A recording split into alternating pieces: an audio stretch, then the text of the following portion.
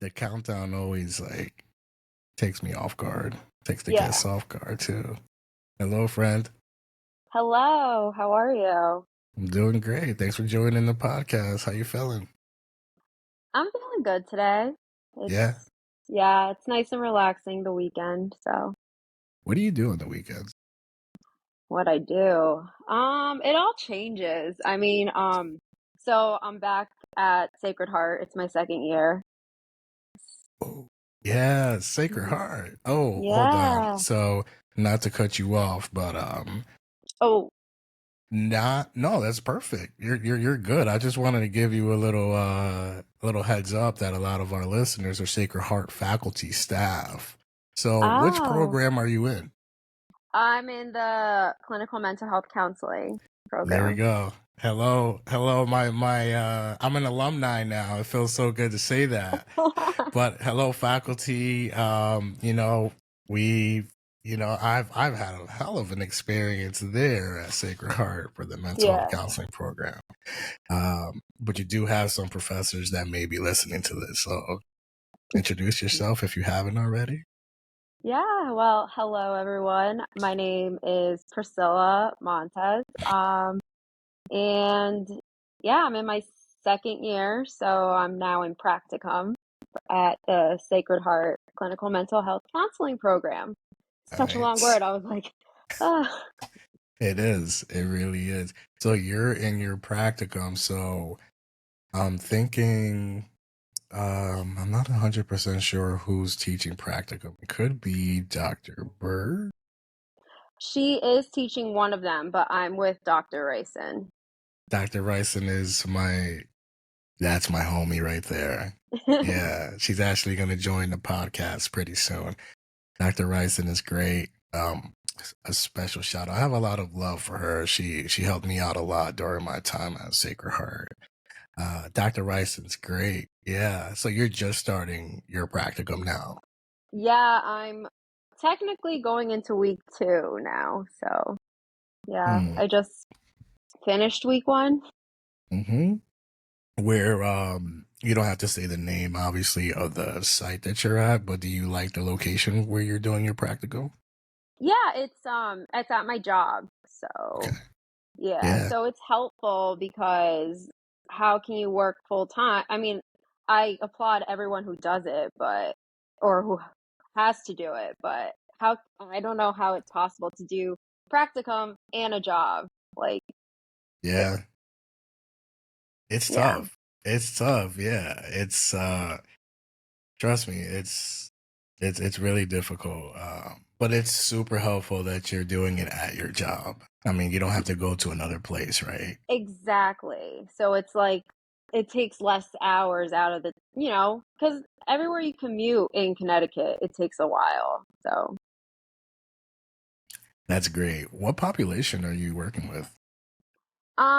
right now, mostly like kids and teens. All of them, some of them might have like developmental disability. So even if like they are teens, like they might act a little younger for their age. Yep, intellectual disabilities. Yeah, no, those could be challenging cases. And you're doing just standard outpatient, right? Yeah, Okay. so for my practicum, yeah, I work in the private practice, but for my job, I work at the home. So I'm like home based. Yeah, home based. Oh, so let's talk about home based work, right? Are you a fan of doing in-home treatment? Like, what has your experience been like? And I know we can relate with the in-home stuff. I just want to hear your thoughts and opinions on just doing in-home therapy services. Um, Honestly, I don't want to continue doing it. I feel like it is comfortable for the kid, but as the clinician, it gets uncomfortable. Like for instance, I keep on going to different homes and like I know it's everyone's preference, but I hate using like public restrooms. So I don't like to use restrooms when I go into families' homes. Like it's not the fact of the cleanliness, I've been everywhere, so but that's like a rule for me. Like I try to not, but it gets really hard some days. Definitely, you have to find parking. Um, Sometimes they don't open the door for you, or there may not be a good therapeutic environment, right? Exactly. And like sometimes, like if I just want to talk to the kid, sometimes I hear mom and dad chiming or brother and sister chiming. And I'm like, okay, well, this wasn't for you guys right now. Like, this is for the kid to talk to me. So it's like, I feel like they are not listening, or it's like they don't feel as comfortable to tell me everything. Yeah, it's almost like you're doing well for the child at least. I could imagine that it's almost like doing a therapy session with a microphone and everyone in the house is just listening to you just yap about them, right? You're just Yeah, yeah. Yeah, and it's difficult. It's a difficult dynamic. it is. And, so obviously when you're in the office, like it's literally just you and them, or if they want to bring in mom, dad, whoever. But at home, it's like everyone can really listen into it unless like they have the proper space. Yeah. But Uh, not many people have that. yeah, for sure. It's definitely how do I say it? It's not for everyone because I think I share the same experiences as you. Yeah. Yeah. Yeah. But it's still meaningful work that needs to be done. Um just Oh, no due doubt. No doubt. Yeah, it's people benefit so much from in-home therapy services, and I don't think there's going to be a short demand for it anytime soon. It's just a matter of finding clinicians that are willing to do the work. Oh, definitely. I think it's convenient for the family themselves. It's just it takes a toll on the clinician just in different aspects. Because again, like it might not be what they intended for therapy to be. Sometimes it does have a benefit that like a single therapy session became a family therapy session. But there are times where it's like, no, I just wanted the kid to talk to me, um, and share with me how they were feeling about something without mom and dad chiming in. Yeah, that can get sticky. That Yeah. it's a very sticky situation. And then as the clinician, you also have to be mindful of how the parents are interpreting what you're saying to the client, right? Exactly. And also, like, it gets me back to, doing all these like classes last year with like the whole informed consent thing. Like, all these kids are under the age of 18. So it's like, I know I'm supposed to share a little bit with mom and dad because they're technically signing for it, but it's like, how much do I want to share with them? It's so easy and to make a mistake with that because you're having the responsibility to uphold that confidentiality with the child and then with the parents so they understand that. But they can be like, that's my kid. Tell me what the hell he told you in therapy, right? Exactly. Yeah, it's a difficult dynamic, but I'm glad that you're still doing it. You're in practicum, so does that mean that did you do your group residency recently this summer or I did you? did. I did in June. In June, yeah. Yeah. Yeah. And who did you have as your instructor? Nelson, Dr. Nelson. Dr. Nelson, not familiar with him. Oh, okay. What did you think of the group? Was that your first time practicing like group counseling? Yeah. It definitely gave me a great insight on things. It and like as a group ourselves, like, the people that I've been in the first residency with, like we pretty much were all together for group residency. So like we knew what we were coming, what we were going to be facing, but it was still like even when, like, I took the turn of being the counselor myself, like, I was just like, "Wow, this is a lot to pay attention to." Like, you're paying attention to more of, like, just the body language, not just, like, what people have to say. Like, the people who aren't talking, you have to, like, point that out, but, like, how do you point that out or without calling so much attention to them? Yeah, yeah, and you're like controlling 10 human beings and just facilitating a counseling session at the same time. So that can definitely be a challenge. Did you feel any pressure? Oh, yeah. The first time I had to give the session, I forgot to put my timer on. So I like didn't know what time it was. I didn't know how much time I had left. I was just like, okay, I'm just gonna go with this. Yeah, I'm guessing you guys did like a psychoeducation group exercise. Yeah. Yeah, we did a psychoeducation group and then we did a processing group. But I feel like psychoeducation and processing like come together anyways. Yeah, So, yeah. Processing groups is I'm trying to remember. It's been a while for me. It's been actually the summer before this one that I took it, so a year. And the processing group usually takes care of itself, right? The mhm. psychoeducation is more independent wise for the clinician. Yeah. I Yeah. feel like the psychoeducation, it's more of the clinician like giving you information and then leaving some room to process. Whereas processing, it seems like the clinician was just like one or two sentences and then like everyone else free for all. And, with the people I was with, yes, they had a lot to talk about. But what's going to happen if I have a group and I'm not going to have people who want to talk?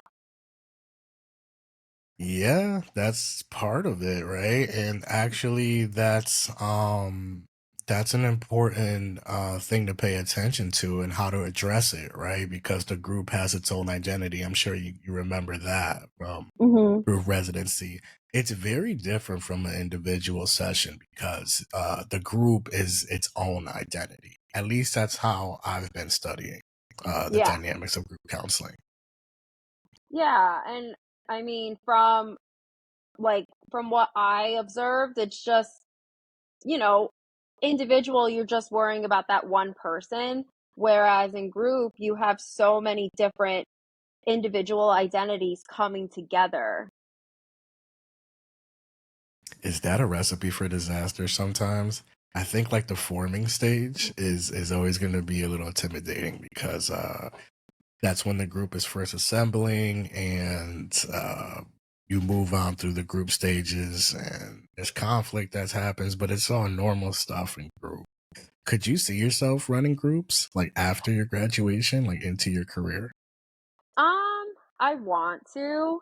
For instance, I brought up the idea to start a group counseling for um for people at my job, and we're like setting it up, me and this one of my other colleagues. But and I want to like start doing a group, but my I think my challenge right now is how to handle conflict because I've always been that person that avoids conflict, but you can't do that in group counseling. You can't just like, all right, let's move on. Yeah, yeah, conflict. That's actually a psychoed group is resolving conflict, right? Is learning Hmm. how to resolve it as a group. Yeah, It's definitely a challenge, but you have to be willing to pick up that challenge. You are right. How definitely. how do you think because I know you're so I'm just thinking back to when I completed my group residency and now you're full on into your practicum. You're almost there. Like, how do you feel as a counselor in training? Like, do you feel that, I'm almost there? I got to finish this practicum and then go into internship. Like, what are your expectations? Um, Obviously, like I want to continue to grow as a professional. I think each year, like as I keep on understanding other perspectives and, you know, increasing like my world's view on things, I just think it's going to help me grow as a professional for the long run. Yeah, it's obviously like, just for instance, I had to write, for my assignment this week, I just had to write about a letter to yourself, like, on the day of graduation. And I had to reflect upon or what I want to see myself reflect upon the day of graduation, like what I've accomplished. And I mean, I hope to gain just like a big experience, like more experience and just more confidence in myself to be able to do one-on-one counseling. People tell me I'm good at what I do, but it's like I always have to question myself, like, am I doing the right thing? Am I actually making a difference in this person's life? Because sometimes I feel like I'm not.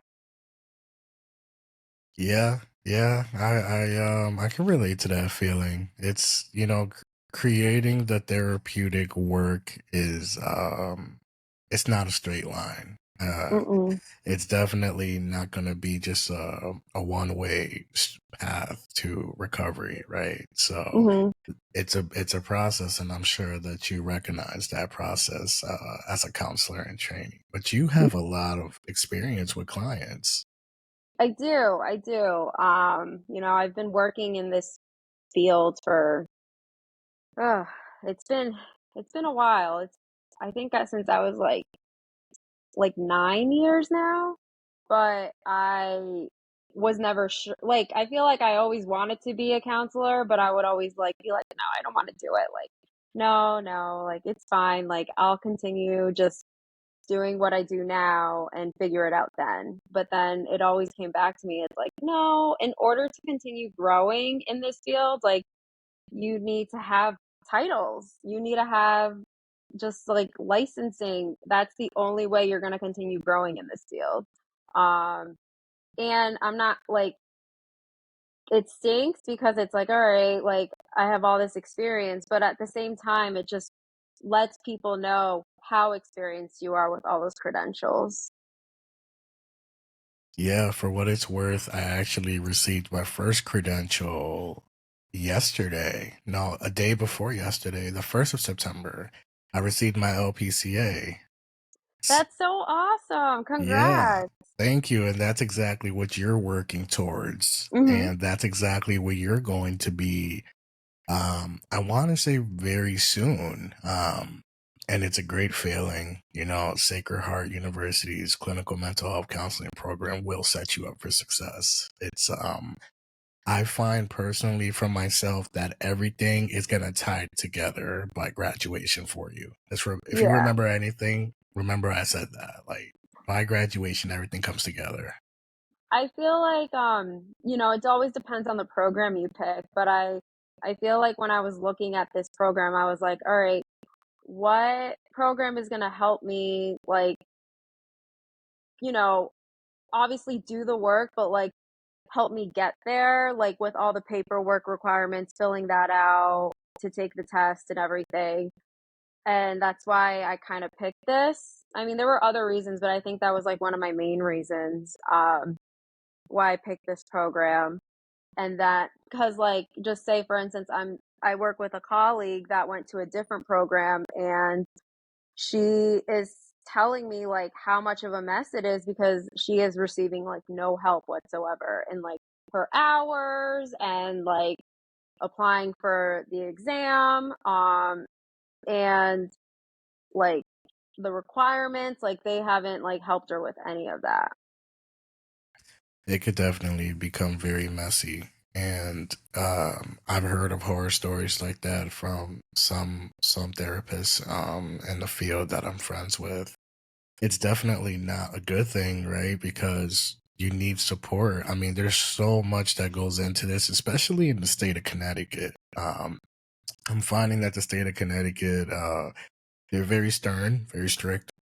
Mhm. Um, so it's important to just network and just know people that are going through the process to help you out. Dr. Yeah. Ryson is great. I hope she's listening. Dr. Ryson is amazing. She will support you past graduation. So she's like a long-term friend that will take care of you. So definitely stay with those connections at Sacred Heart. Like they're really good. The whole entire faculty. Mhm. Yeah, I feel like especially just having people that are experienced in this field to stay connected with, because especially, and I know everyone feels this way at times, it's like, what am I doing? Like, is this right for me? Because it's not just school, it's life. Like, it's just like the rest of your life, you're deciding, like, am I doing what's right? What if you want to change? Like, I have some people I'm in classes with that are like in their 40s and they're deciding now. Yeah, it's never too late. Yeah. It's absolutely never too late. Um, and it was the same experience for me, so I can definitely relate with the Yeah. populations just being all over the place, which is a good thing. It's a good Yeah. thing. How do you feel? I know you mentioned preparing for the exam. How do you think about that? The NCE. What do you think?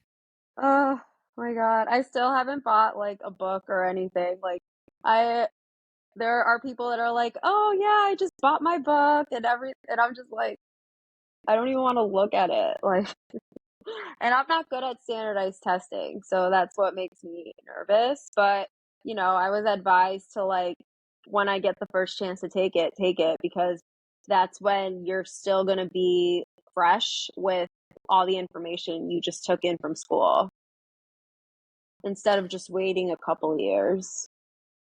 Definitely, I definitely agree with that. I'm set to take the NCE next month.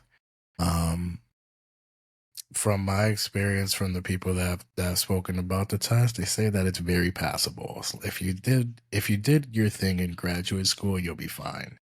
But there's always that fear of standardized testing. So I share the same anxiety as you do. I mean, when it comes to, hey, you got to pass this test, it's like, oh, shoot, 200 question exam, 4 hours. It's a lot. It sounds intimidating for sure. Yeah, like I remember we used to take these like standardized tests for school every year when I was a kid. And then after a certain time I'd be like, all right, like I'm bored. I'm just gonna like make a pattern. Like this isn't gonna, go towards my grade, so whatever. And I just started like making like filling in the circles just to make patterns. I was like, what am I doing? Yeah. Yeah, no, that's your brain just like going off another path. Like, this isn't interesting. Let's do something fun. Yeah, Testings like aren't fun. it isn't, but it's like you gotta like have your attention towards it. And I feel like I just at that time I wasn't goal oriented, obviously, as a kid. So I just gotta remind myself like, all right, I gotta continue. Like the overall goal is to pass this test. So how are we gonna pass this test? You have the perfect mindset and you're going to do good. You'll pass that exam your first try. Trust me. I'm not too worried. You'll be fine. It's just a three-headed monster that you got to take down. So you'll be all right. I mean, that's what you gotta tell yourself. You're a little closer than me. Yeah, that is true. I mean, who knows? Maybe it's not a good experience, but I mean, that's what get right back to it and you keep trying, right? Yeah, yeah. Yeah. So good luck with everything. I really do wish you the best of luck. You're in good hands over there at Sacred Heart. I did have a question. Why did you pick mental health? Because I know you have another master's degree, don't you? I do. I do. So, um, so my backstory was, um, so I went to school. So I first decided when I went to college, I went as undecided. I was 18 years old, did not know what I wanted to do, but I was always told, like, Priscilla, like, I could see you being a therapist. You try to talk to people and like they come to you for advice. Like, I just see you being, and I always told people, like, I think I want to be a therapist. Like, I'm into like that. The mind, the brain, like the human mind, like, it has always interested me, all of that. And then, the end of my freshman year, I decided to go into, at my school, they had counseling and human services. So I majored into that with a minor in psychology. And then, unfortunately, things happened like in my personal life. And so I had to go back home. from the school I was at and transfer to Sacred Heart. And because at that time, I lived like down the street from Sacred Heart.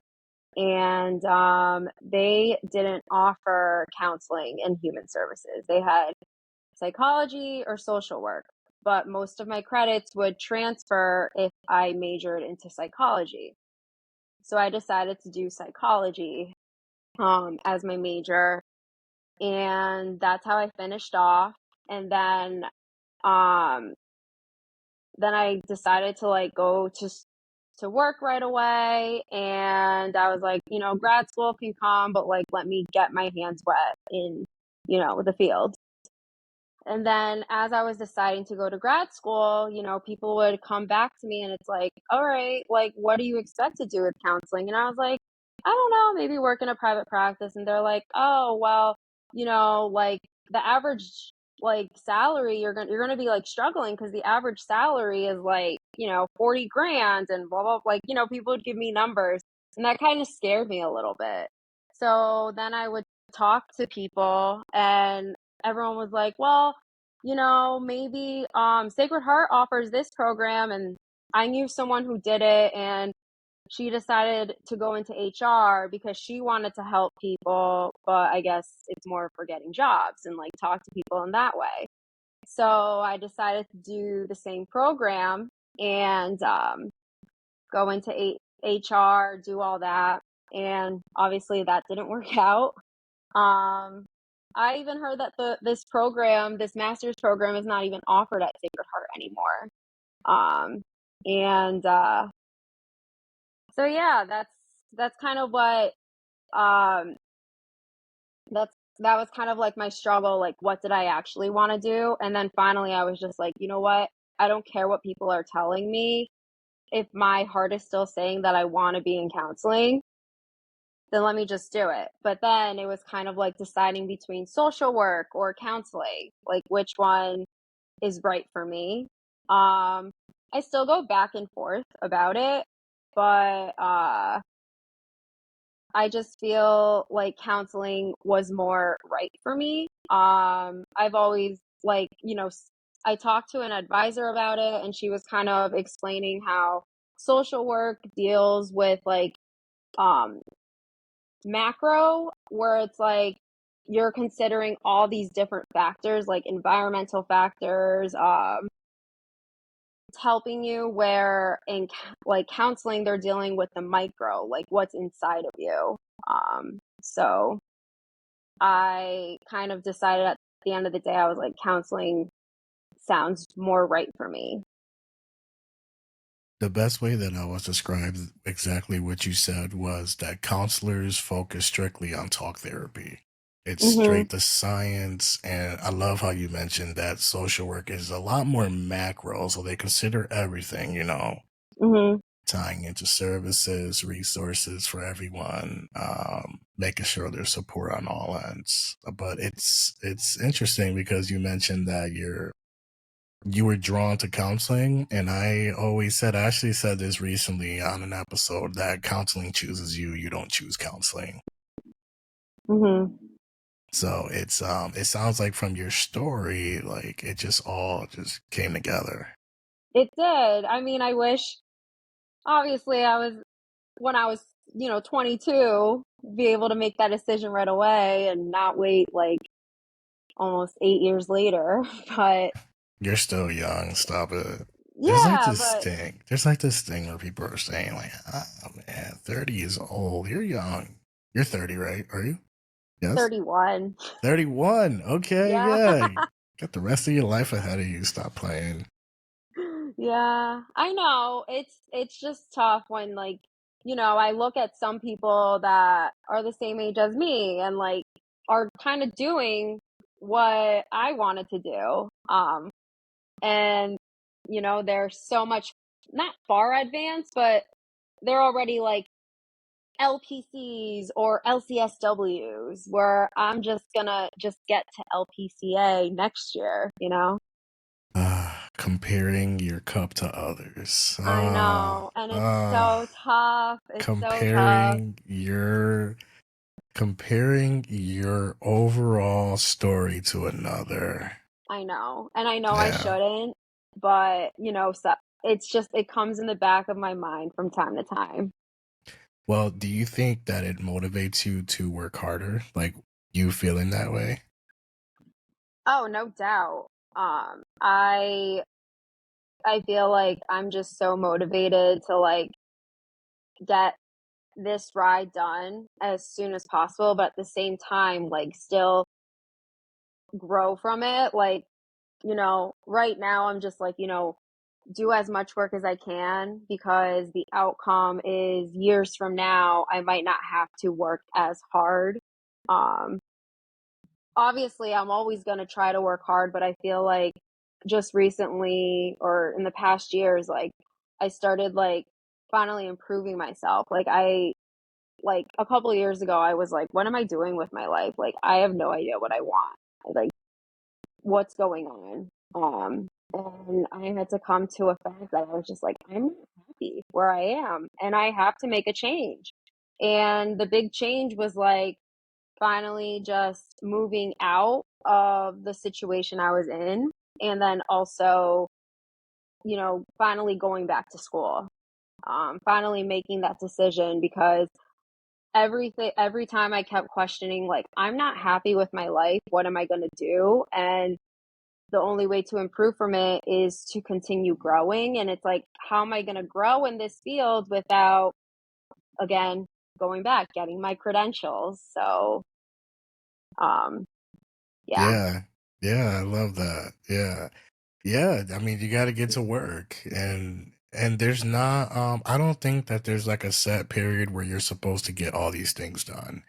Cuz just like how you mentioned, your classes have a mix of a population. So, I mean, everyone's going to be at a different stage in their careers for sure.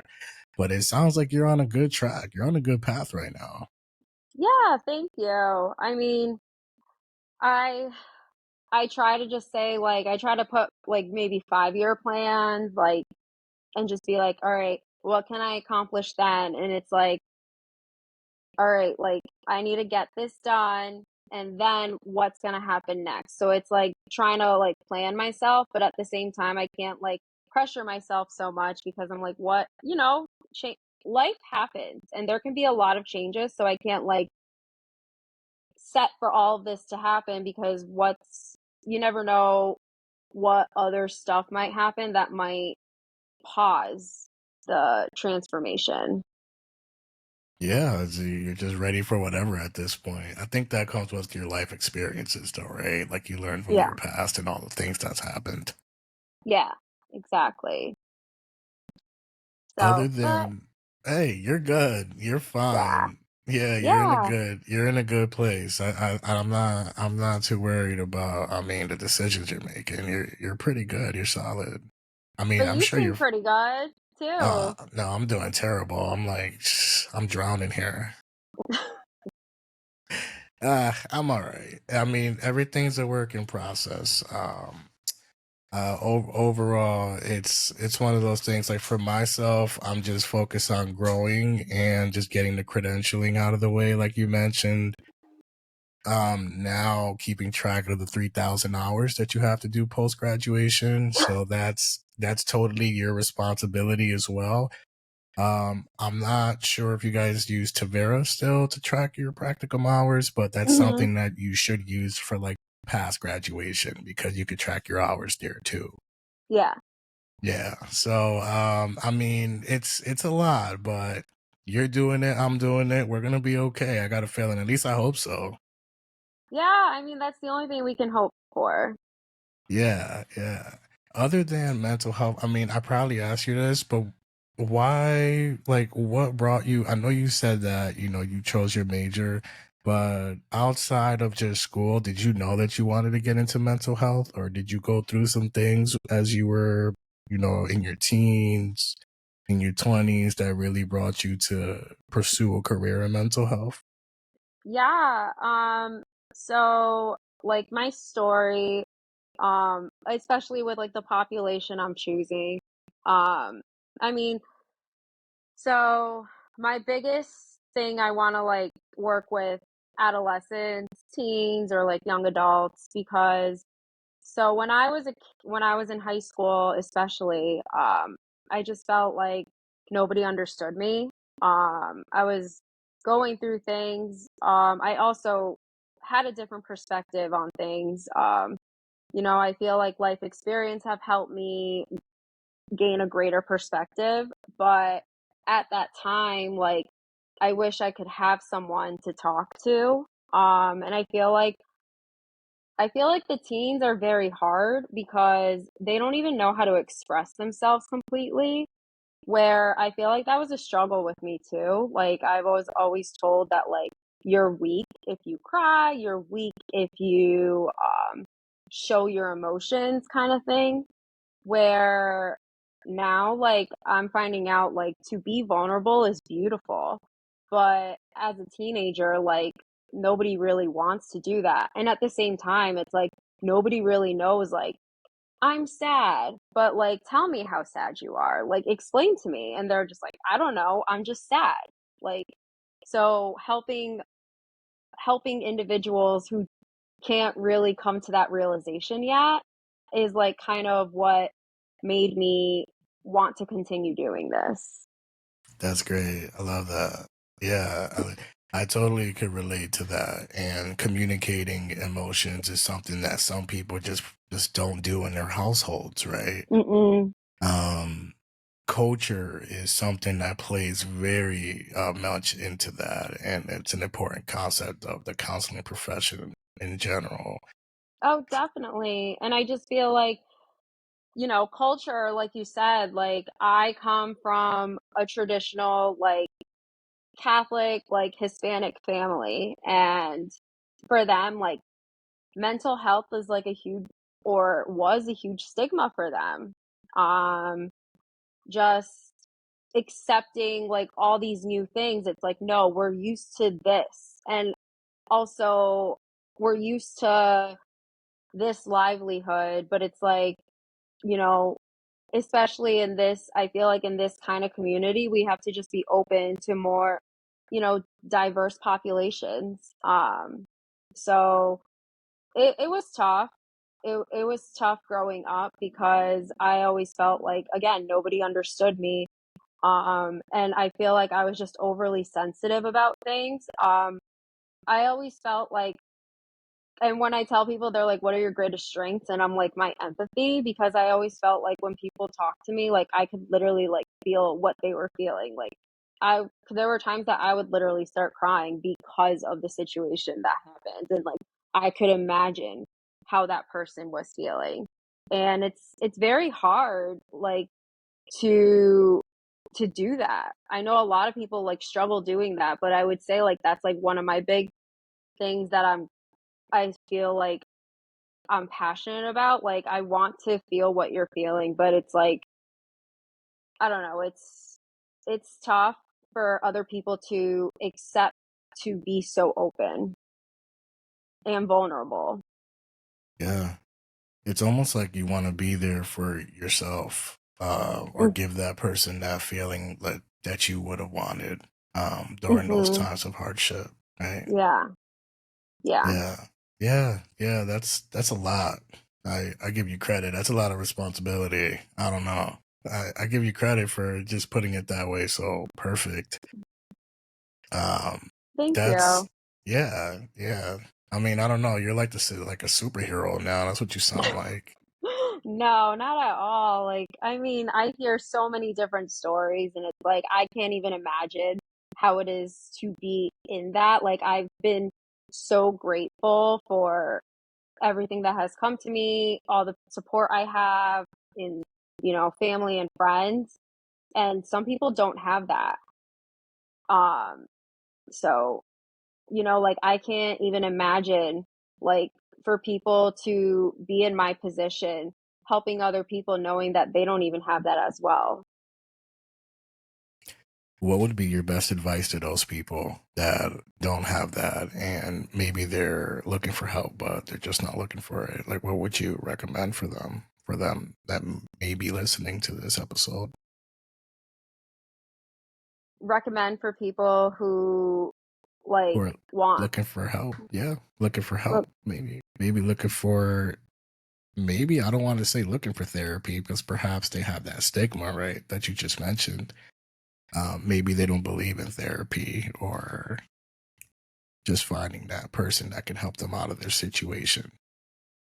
Yeah, I mean, I would say, like, for me, a big thing was self-reflection was very helpful for me. I'm not gonna lie, I'm looking to find a therapist for myself, but it's like finding the time and then also finding um the funds is one thing. But for me it was like a lot of self-reflection. I like to compare, and it's hard, again, not saying compare to other people. I like to compare to myself a year from now.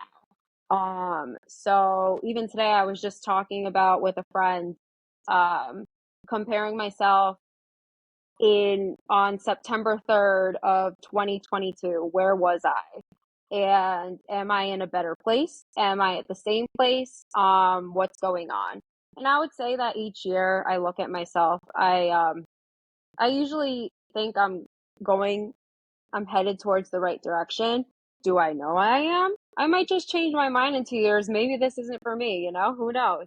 But right now, I know I am. So, um, I also know journaling is really helpful, but don't like at the same time I know people like might not like it, but it really helps. Like, I look at some of the things I wrote, and I don't do it every day, but some I'll do it like maybe once a week, and I like look at like what I wrote a week like a year ago, and I'm just like, wow, how did I think that way?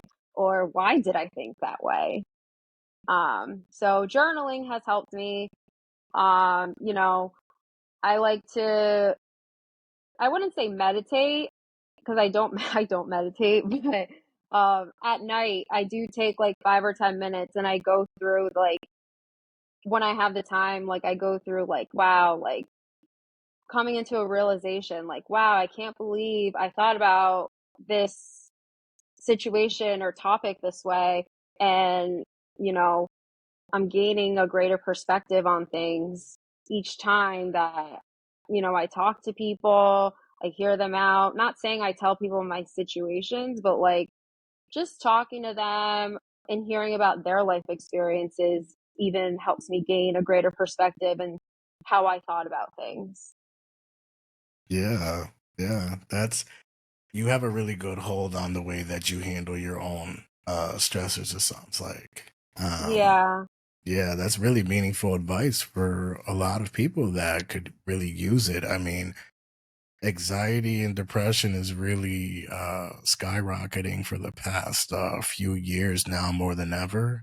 So I guess that's why I was asking that question.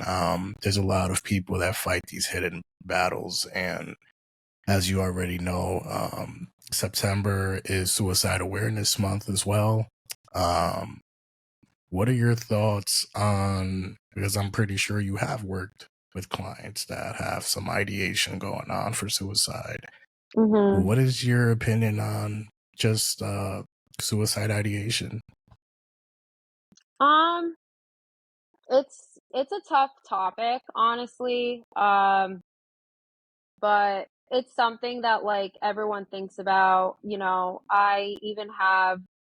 I even have people who like, again, with intellectual disabilities, like they kind of just say it because they want to say it, or they're like so frustrated in the moment that's like the first thing they say, and it's like something not to be joked about because like again, it's kind of like that cry wolf thing because it's like how many times you're going to say it, and then when people are actually going to believe you, because some people say it so often, and it's like it's just again like that, like saying like I want to hurt myself or I don't see the point in living anymore just because of one temporary situation. It's like it's hard because it's like even even now, like in dealing with like kids who say it, it's like okay, what are your intentions in it? And then even like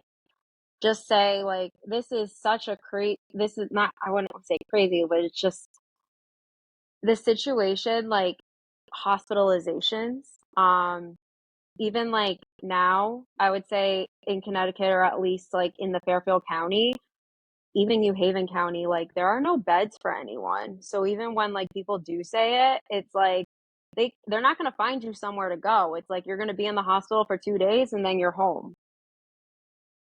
And trying to, and sometimes I ask people, I'm like, all right, like, what is your plan? Because even hospitals won't take you unless like there's an actual plan. Um, and sometimes the kid's just like, I don't know, I'm just really upset and I don't know how to get over this. So it's kind of like, it's really sad to hear that, like, that's like what they think about saying, but it's not like they have an actual plan, but it's the fact of them just saying it. It's like, you know, in a couple years, there might actually be a plan if you keep on saying it. Yeah, yeah, and I think, Priscilla, that kids and adolescents, with them saying suicidal statements, I think it's, and this isn't to generalize which one is worse, but in my own, I guess, subjective experience, when a kid talks about killing themselves, it's very concerning because Yeah. most children, I mean, teenagers, intellectual disability or not, kids are naive, right? So a lot of the Mhm. times they're trying to communicate something else, like you mentioned. I mean, what I get from working with a lot of suicide ideation clients is they want to stop experiencing something that's bothering. Yeah. And suicide is like that. I guess the gateway that they say, I want to do that. I don't want to be here anymore, right? Mhm. Um, but it's difficult. It's, I feel like for me, and maybe you could relate, that brings me the most, I guess, anxiety hearing those words coming from a teenager or a child. Yeah, definitely. Because again, for the kid, even though you're looking at it as an adult and you're just like, it's really not a big deal what they're so upset about. But to them, it is. It's like, and again, I can't remember so many things when I was a teenager that that I was upset about, but I remember for me it was like life or death situations. When all in all, like I didn't know about like all the adulting there is. Like even like if I had to deal with that as a kid, I don't even know if I would be okay. And so it's just like to know that like unfortunately it's sad to say like these little things that they're so upset about are just so catastrophically big to them. It's like, and trying to help them realize or come into that realization that like there's more to life than what you're so wrapped up about. Because half the time the situation is like, um, my like my friend doesn't want to be friends with me anymore, or I got into a big fight with my family member, or something like that, where it's like, I mean, sometimes it's situations like that are bigger than that, but I would say that a lot of the kids in my experience that I've heard these situations, it's more about temporary issues going on. Temporary issues that could definitely have solutions to them. I'm definitely hearing you on that one. I want to take a deeper turn. Do you, or how do I want to ask this? Do you have any experience with anyone in your life who has actually completed suicide? And this could be outside of just being a counselor training. This could be a friend or someone that you knew from a distance. Like, do you have any experience with anyone that you knew that completed suicide? No, luckily I haven't. I've only had experience with someone who attempted. But luckily, like they are okay now. But um, yeah, it was still a lot to hear and to help overcome. But I can't even imagine having someone who actually like went through it and it came to fruition. Yeah, yeah, and just knowing of someone that attempted is just as concerning. I actually knew a person who completed suicide, and it was at a young age, but I guess I didn't process it until I became an adult. Mhm. Um, it was back when I was in ninth grade. It was this kid who I went to elementary school, middle school with, and good guy, friendly kid. And freshman year of high school, we just hear that he hung himself in his room. And I guess we understood, the funeral happened and we went, but we processed that he, may his soul rest in peace. But I guess just, well, he had to be 13, 14 years old and completed suicide. I guess that doesn't truly hit until we start to get a little bit more older, or at least for myself. Mhm. And then you start to think about the family members, mom, dad, and what they must have gone through. So suicide is definitely, I could imagine, one of the worst things to process from a family or friend. So Mhm. whoever's listening, if you're, struggling with any thoughts, definitely try to find help. Um, Reach out to myself if you want to find a hotline or if you need help finding services. I want to say we're we're just about 50 minutes in.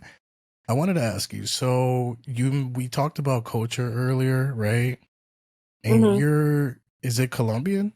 Your Yeah. background? Is it full Yeah. Colombian or something else? Mhm. Yeah, full Colombian. Nice. Were you born there or were you born here? No, I'm first generation here. Ah, nice. What part of Colombia is your family from? Medellin. Ah, the place that I want to go to. Yeah, I heard it's very nice. I haven't gone to Medellin since I was like 2. Last time I went to Colombia, I went to Bogota, so it's a little different, but It's cold. It's cold over there, right? yeah, it's cold. I went there with sandals, and everyone's like, "You look like a tourist," because nobody wears sandals here. Yeah, yeah. I hear Bogota is really cold. Um, Colombian culture. How would you explain that? How like I want to say, how different is it from like a traditional just American culture, or maybe compared to another culture that you may be experienced with? It's so funny. So I grew up in a family home, but like my cousins lived upstairs. So I still had family in this multi-family house and or duplex. And so and they were also like full Colombian because it was my mom's brother and his wife and then their 2 kids. And and they spoke like all Spanish, like all the time.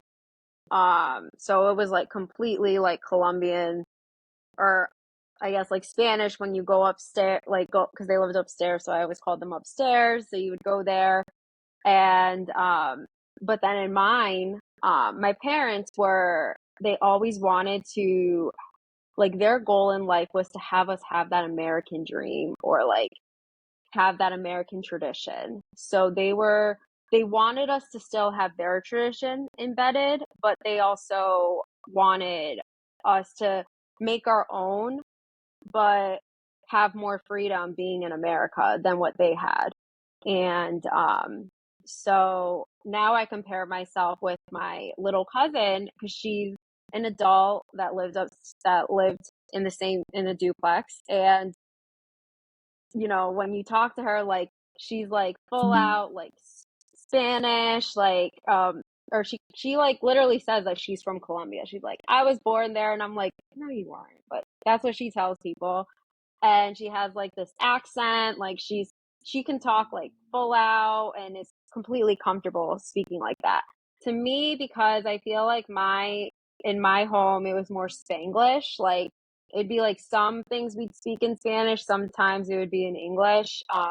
So I don't feel as comfortable speaking in Spanish. I can understand it completely, but I don't feel as comfortable. I feel more comfortable speaking in English than Spanish. Versus my cousin who always spoke Spanish, she feels comfortable in either. So it's just funny because we were like literally in a duplex, but like in the same vicinity. But because her home, they were more with the tradition of keeping their culture in, like their Spanish, Colombian culture all in, where all my parents were trying to embed both the American and theirs in ours. So it's just funny comparing the two. Um, so I would say, like, when I tell people, I'm like, yeah, like my family's from Colombia. But I was like, but I'm not the greatest in speaking. So I never like, I'm always like, yeah, my family's from there. But to say that, like, especially when I'm speaking to someone else who speaks Spanish, I'm like, don't try to have a conversation with me. I'm not gonna feel that great. Uh, You know what? That's so surprising to hear. And I bet you your Spanish is pretty advanced because Colombian Spanish, even if you know like or have like a basic um I guess way of speaking it, it sounds Mhm. so nice. Like Colombian Yeah. Spanish is like one of the best sounding Spanishes, and it's even confusing to understand for others. Like I'm Dominican, right? Yeah. So Dominican Spanish is like completely slang, it's just completely, que lo que es, it's just a lot of things that you hear in the country, and it's just very not proper.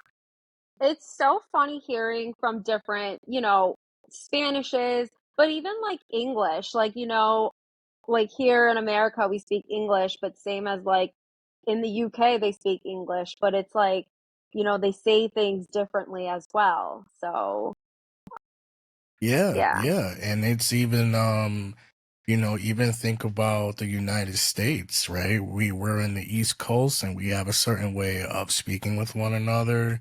But if we go down south, they got their own way of speaking English, right? So Yeah. it's like, we'll single you out if you're from the East Coast and you come down to the West Coast. Oh, especially people from Boston. It's like, "Oh, you got that Boston accent." Like, Yeah, yeah, exactly. It's yeah. that's that's so funny. And Spanish is no different, right? So Yeah. it's the same. I want to say it's the same thing, but Colombian Spanish is very nice. I want to say I love the way that Colombians speak Spanish. Well, it's South American. I want to say it sounds European, but it's pretty nice Spanish overall. Yeah. Yeah. So, do you speak English with the adults in your family, or with your mom and your aunts, or do you speak Spanish? So some of my aunts, like, most of them can speak English and Spanish, but some of them feel more comfortable speaking Spanish. So the ones who do, like, I'll speak Spanish to them, but the ones who are okay with either, I'll speak English to them. Um, and it's just, and like, this is really bad to say, but like, so for instance, like, I have white friends and like, people who are just like straight up Italian or European.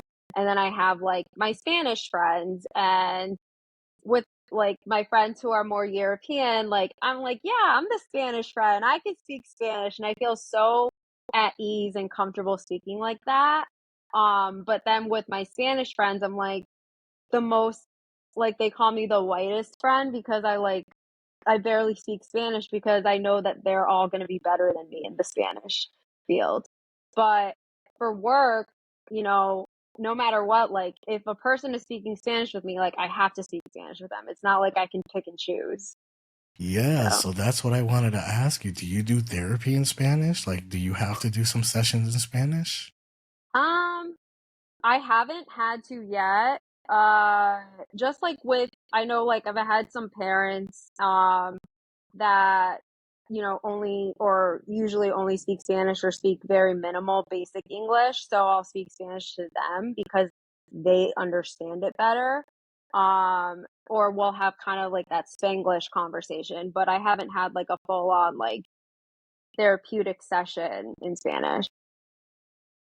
it can be very, I want to say frustrating, because I do it. I do full Spanish, full English, and I feel like I'm starting to forget words in both languages. Right. I hate it. It's like I was reading something that was like, "Oh my God, you're a bilingual," and but like you're a bilingual, but you get both of your languages wrong because even like when I'm writing papers, like literally my supervisor had to tell me like they're like, "Were you writing this in Spanish and then you were trying to like," and I was like, "Yeah," and the grammar is totally different in both ways, so it's like it's hard.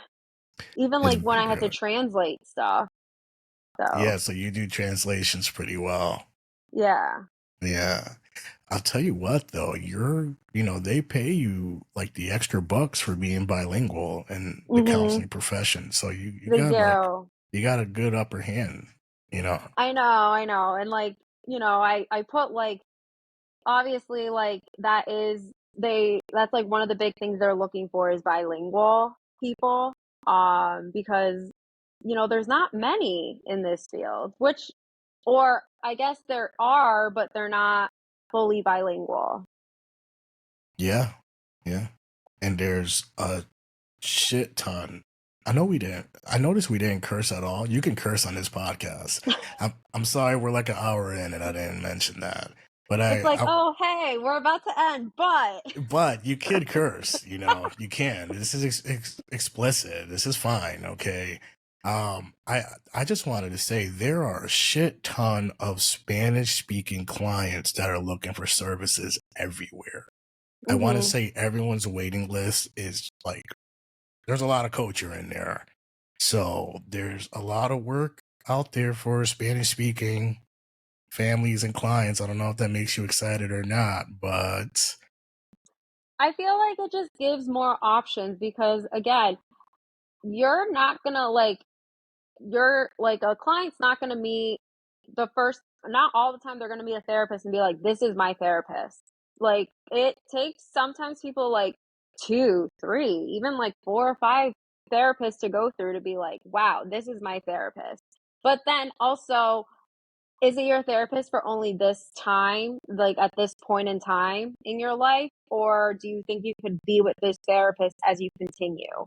Because that happens too, where like you have to move on from like different people. But that's the same thing as like, your doctors. Like I have had different eye doctors, I have had different medical doctors because I've had different needs. I've had them having to listen to what I need, or I haven't been happy with this type of service and need something else. So, yeah, you transition from your needs, right? Your needs come before anything. And it's a service, all of yeah. these, it's a service at the end of the day. So no one is obligated to stay with one hairstylist or barber, right, for the rest of Yeah. their time, or doctors, therapists, everything. There's no different between those professions. So I totally hear you on that. Great points. You know what? I think it really sounds like you got a good grasp on this whole counseling thing. I think you're like a super therapist. You should like write a book and just tell people like how to think about this profession and how to just represent mental health a little bit more and get rid of that stigma that's still there. Well, thank you so much. I mean, I think it's great what you're doing with this podcast. Like, that's something that interests me. Like, I feel like I want to get into the podcasting world too. Yeah, if you need a co-host, I mean, every other week, just let me know. We can come up with a topic and come out with a podcast, put out some content. Podcasts are really popular right now. It's especially like the video format podcasting. People just love like, your Joe Rogans. I'm not sure if you're a fan of Joe Rogan. There's a lot of cool podcasts out there. I guess the motivation to start something mental health related was that there wasn't enough voices for mental health in general. What do you think? I think so too, because again, like, even though people are getting more into mental health being part of their lives. Like it's not that much of a stigma as it was like 10 years ago. it still is one though. Um, it still is a stigma. It's still yes, it has gone down. Yes, there have been strides made to make mental health like a not an yeah, I guess a necessity for people. Or for people to be more open about it that they're receiving mental health services, but to continue telling people not having people hear about your struggles, but I think it's like more of people to relate to the kind of struggles you have because everyone can have those life struggles. You know, I talk to people at like my gym and I tell them certain things I'm going through and they're like, "Wow, that was me 2 years ago or even 5 years ago." Because some people are at different points in their life even if you're at the same age, like, some people have gained a greater life perspective because they have gone through things at a younger time in their life than others. Yeah, no, that's perfectly said. And there's also too much of this thing going on where social media also encourages people to show a life that may not show the real them, the authentic version of them. Or Yeah. even outside of social media, just it's great to have confidence, but there's a lot of people struggling by themselves, which is the concerning aspect, at least for myself. So I think it's just good. These platforms give people that opportunity so they could just listen to authentic conversations. There's no scripts, right? Priscilla, Mhm. there's no scripts Mhm. at all. I didn't give you a script to do this entire podcast episode. And I think it's important to humanize people again because at least the way I'm seeing it, I'm seeing that people are just not being too human anymore. We got to be more human. And that involves, listening to what's actually bothering you and having those communications with others that you trust and just listening to topics that maybe you wish you've had a conversation about: anxiety, depression, suicide, anything mental health related. Mental health is a battle. We deal with it every single day. Definitely. I can definitely agree. Yeah, so doing more talking about our mental health is just so important because it lets people hear that like and again, it's not for people to be like, "Yes, they're struggling, like, I'm not the only one." It is, but it's not, like, they're just like, "Okay, I'm not the only one going through this. Maybe it's time to make a change and talk about it." And or put some action and wanna contribute as well. Um, yeah, definitely. Yeah. There's just so much to talk about with mental health, and especially as you continue through life because life is beautiful, but it is hard. It is freaking hard. Just everything about adulting, just continuing because I think people need to know that like even people who are studying to be professionals in this field struggle as well. Like no one's perfect. Like so, and I think that was one thing that changed about me is to be more open and vulnerable because keeping everything in is kind of what made me get even worse, I would say, or feel even worse. Where now I'm like, okay, if you don't accept me for who I am, then oh well, like I'm sorry, this is who I am. I can't change that. I think that for the listeners that just listen to that whole segment that you just communicated are going to relate with you a ton because just expressing your vulnerabilities and knowing what's going on, right? Being self-observant is it's almost like a silent battle Mhm. that even like you mentioned, those even outside the profession. So just speaking about people that have other careers, truck driving, jobs in emergency services, jobs that require a lot of downtime where it causes you to think a lot and maybe you start overthinking and start worrying about and making ends meet and family issues, relationship problems. these things are it's almost relieving to hear like that you relate to other people that have those kind of thoughts that may, you know, it troubles them. Yeah, definitely. It's it's tough, and again, like, having that self-awareness about yourself, being like, "Okay, like, today wasn't a great day, but it's only today. Like, tomorrow is a new day." And I know how cliche or corny that sounds, but, like, it is true.